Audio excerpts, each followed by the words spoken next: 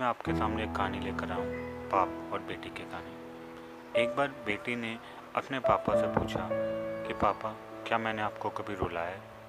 तो उसके पिता ने कहा कि हाँ बेटा, एक बार तूने मुझे रुलाया है जब तू 1.5 साल की थी। तो उसने कहा कैसे पापा? तो उसने कहा कि मैंने एक बार जब तू छोटी थी 1.5 साल की, मैंने तुझसे जानने के लिए सिर्फ तेरे सामने खिलौने, पैसे और किताब रख दी थी। मैंने सोच रहा था कि अगर तूने खिलौना उठाया तो तू आनंद की तरफ जाएगी, मस्ती की तरफ जाएगी।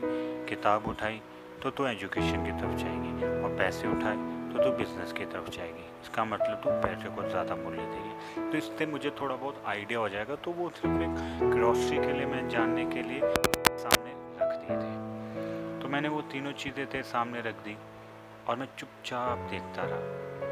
बड़ी बेचैनी भी थी कि तू किस चीज़ को चूज़ करेगी।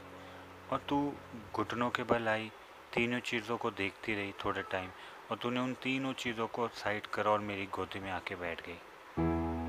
उस वक्त मैं बहुत रोया था, क्योंकि मुझे पता ही नहीं था कि यार चौथा ऑप्शन मैं भी दूँ तेरे आपके लिए।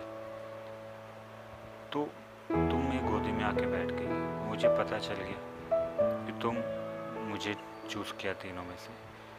कुछ ही देर बाद तुम्हारा 3 साल का भाई आया। उसने पैसे उठाए और चल दिया। तो मुझे समझ आ गई बेटी कि तुम जिंदगी भर हमारे साथ रहोगी, हमारा साथ कभी नहीं छोड़ोगी। तो दोस्तों, छोटी सी कहानी है, लेकिन इसके पीछे छिपा मैसेज बहुत बड़ा है।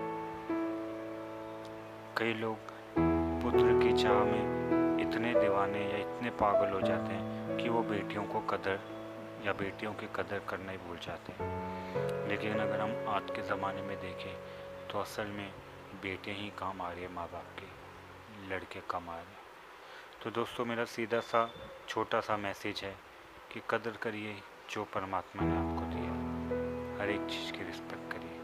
आपके भीतर बैठे परमात्मा को प्रणाम, मेरा प्रणाम।